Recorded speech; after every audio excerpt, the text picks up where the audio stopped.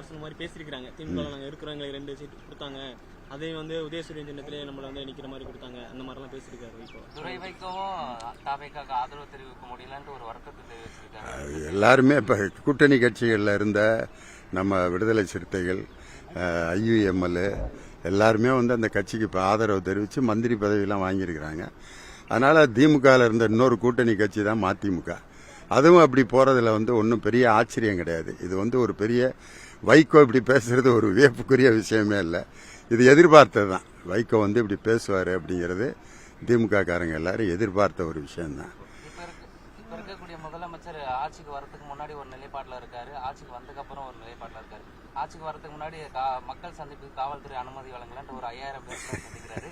திருச்சியிலுமே அந்த 5000 பேர் மட்டும்தான். அவர்கிட்ட இன்னைக்கு மக்கள் ரொம்ப வெறுக்கிறது இந்த மயான அமைதி தான். எதுக்காக இப்படி 20 நாள் அமைதியா இருக்காரு, எதுக்குமே பதில் சொல்லாம இருக்காரு. ஒரு முதலமைச்சர் இப்படி அமைதியா இருக்கிறது வந்து மக்களுக்கு மிகப்பெரிய வெறுப்பை தான் கொடுக்கும்.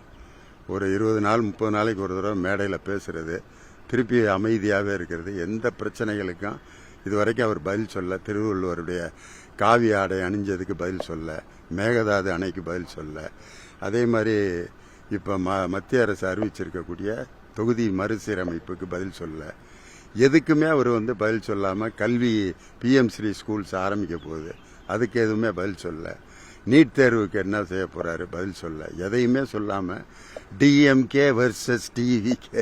இது வந்து எப்போ இது எலெக்ஷனுக்கு முன்னாடி பேச வேண்டியது, எலெக்ஷனுக்கு பிறகு ஏன் அப்படி பேசுறாருன்னு தெரியல. காரணம் அதை தவிர அவருக்கு வேற எதுவுமே தெரியல அப்படிங்கிறது அவருடைய குளோபல் இக்னரன்ஸை வந்து வெளிப்படுத்திட்டார். திருச்சி ஆமாம், செய்தியாளரை சந்திக்கிறது தான் வந்து மக்களுக்கும் ஒரு ஆட்சி தலைவர்களுக்கு இடையில பாலமாக இருக்கிறதே நீங்கள் தான். ஆனால் உங்களை அவர் சந்திக்க மாட்டேன்னு சொல்றது மக்களை சந்திக்கிறதுக்கு தயாராக இல்லைன்னு அர்த்தம். அதனால் இப்படி ஒரு இன்வேலிட் முதலமைச்சர். அதனால் அவர் வந்து அவருடைய இயலாமை வந்து தொடர்ந்து வெளிப்பட்டுக்கிட்டே இருக்கு. அவர் வந்து ஒரு நடிகர் தான் அப்படிங்கிறத தொடர்ந்து நிரூபிச்சுக்கிட்டே இருக்காரு. அவர் ஒரு அரசியல் தலைவருங்கிறத மறந்துடுறார்.